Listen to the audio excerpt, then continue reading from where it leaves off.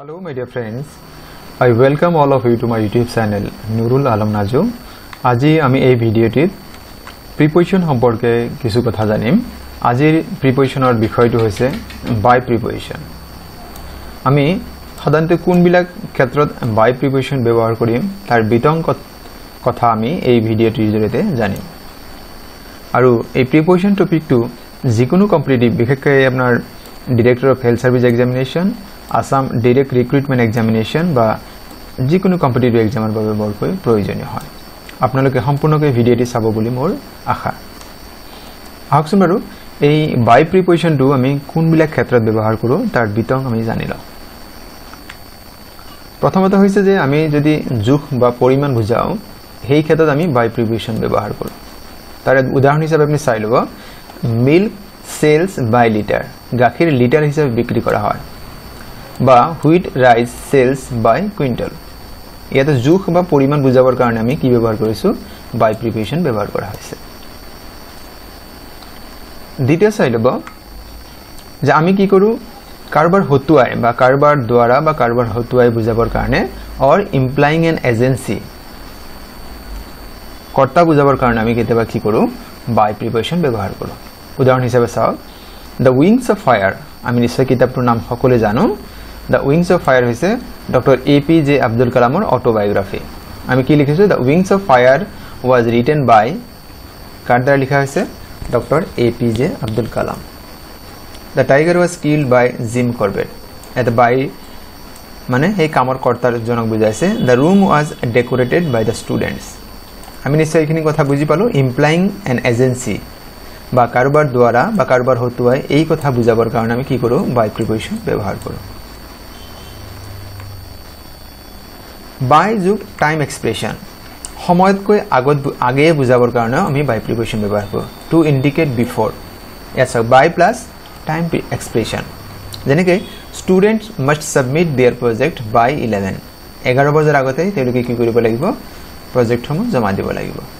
বা let us complete the project by Friday ইয়াতে সময়ৰ আগত বুজাবৰ কাৰণে আমি কি কৰিছো বাই প্ৰিপজিশন ব্যৱহাৰ কৰিছো। do this by Monday এ আমি মানডেৰ ভিতৰত কৰিব লাগিব। Please send us the payment by tomorrow কালিৰ ভিতৰতে পেমেন্টটো কৰিব দিছে। গতিকে আমি কি বুজাইছো বাই প্লাস টাইম এক্সপ্ৰেশন মানে এই সময়তকৈ আগত বুজাবৰ কাৰণে আমি কি ব্যৱহাৰ কৰিলো এতে এই নিম্নলিখিত যিখিনি বাক্য আছে তাত আমি বাই প্ৰিপজিশন ব্যৱহাৰ কৰিছো। নিশ্চয় আপোনালোকে এইখিনি বুজিপাত অলপ অসুবিধা হোৱা নাই। আপোনালোকে কাইন্ডলি যিখিনি স্লাইড পাৰ হৈ গৈ আছে আপোনালোকে নিজৰ পৰৱৰ্তী চাবৰ কাৰণে আপোনালোকে স্ক্ৰিনশ্বট লৈ ল'ব পাৰে। পৰৱৰ্তী চাওক আমি যদি যাতায়াতৰ মাধ্যম হিচাপে ব্যৱহাৰ কৰো চাওক by plus method of transport by bus লিখিব পাৰো বাই কাৰ লিখিও বাই সাইকেল লিখো। যেনেকৈ যদি হি গোজ টু স্কুল বাই বাস তেও বাসেৰে স্কুললৈ যায়। ইয়াত বাই প্লাস মেথড ট্ৰান্সপোৰ্ট যাতায়াতৰ যি মাধ্যম বাস লিখা আছে। Manisha went to Delhi by train ইয়াতে আমি যাতায়াতৰ মাধ্যম বুজাইছো। আই গো টু অফিস বাই কাৰ। ইয়াত চাওক প্ৰত্যেকটো ক্ষেত্ৰতে আমি কি কৰিছো যাতায়াতৰ যি মাধ্যম আছিল যেনেকৈ by bus car or cycle এই কথাখিনি বুজাবৰ কাৰণে ইয়াতে চাই লওক এবাৰ by bus car and cycle এইখিনি কাৰণে আমি কি ব্যৱহাৰ কৰিছো হি goes to school by bus Manisha went to Delhi by train I go to office by কাৰ।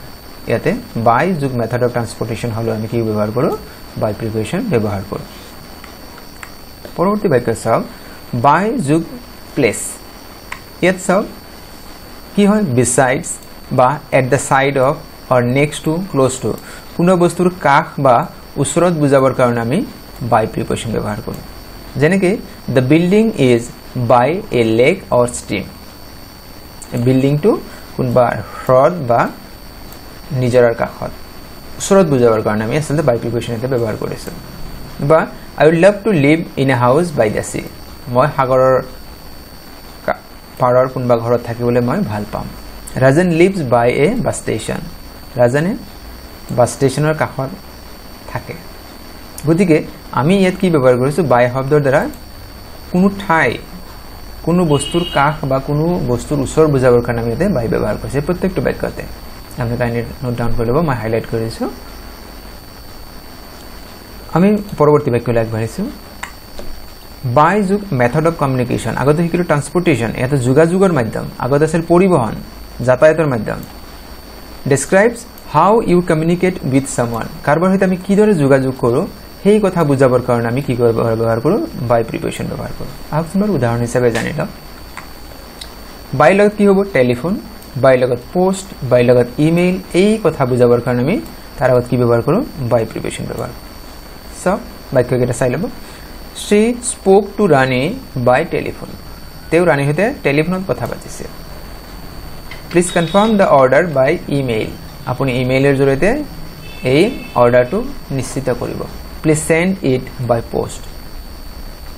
নিশ্চয় এখানে আপোনালোকে বুজি পাত অসুবিধা হোৱা নাই আহকচোন বাৰু আৰু এবাৰ চাই লওঁ যে কি কি বাক্য by plus method of communication describes how you communicate with someone.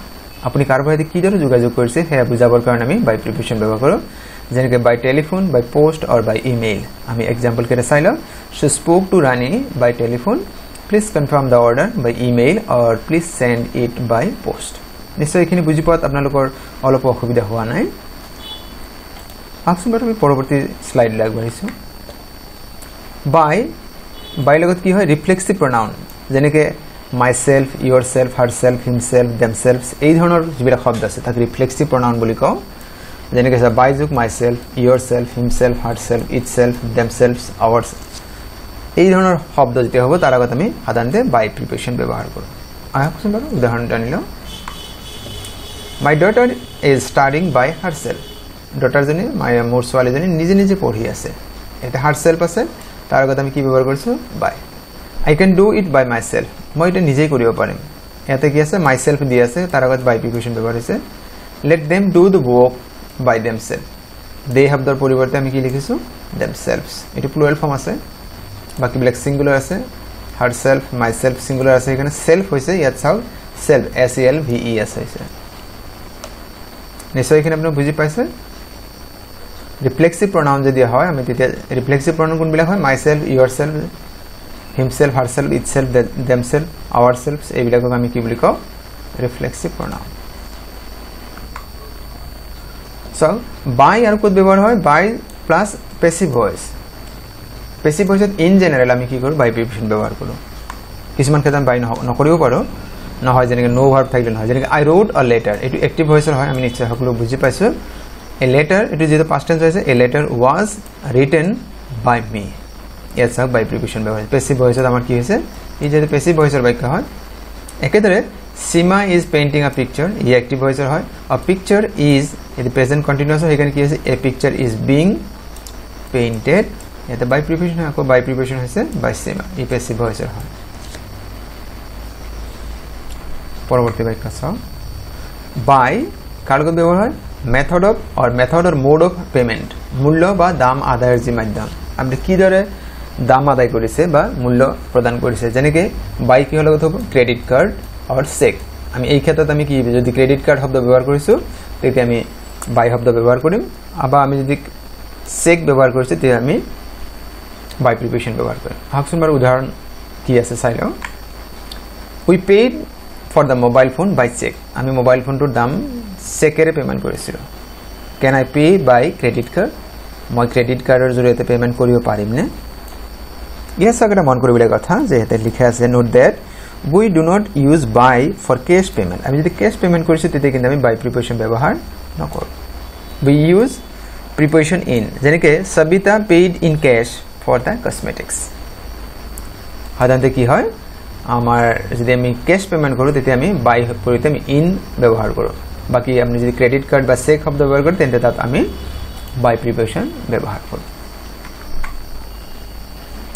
তারপরে সব বাই প্লাস আইএনজি ভার্ব মানে আমি যদি প্রেজেন্ট পার্টিসিপল ব্যবহার করব this structure describes how to do something কিবা এটা কাম কেনেদৰে কৰিব লাগে সেই কথা বুজাবৰ কাৰণে আমি এই ব্যৱস্থা ব্যৱহাৰ কৰো ইট গিভস আস মোৰ information about how to achieve a particular result কেনেদৰে আমি কিবা এটা বিশেষ ফলাফল কিদৰে লাভ কৰিব পাৰো সেই বিষয়ে এই বাক্যবিলাকে আমাক ইনফৰমেশন দিয়ে আহকচোন উদাহৰণ জানিলাম যেনেকৈ you can turn the computer by pressing that button you can turn on computer আপুনি কম্পিউটার অন কৰিব পাৰে কেনেকৈ বাই প্ৰেসিং দ্য বাটন বুটামটো টিপি আপুনি কম্পিউটাৰ অন কৰিব পাৰে ইয়ে চাওক How can I turn the computer?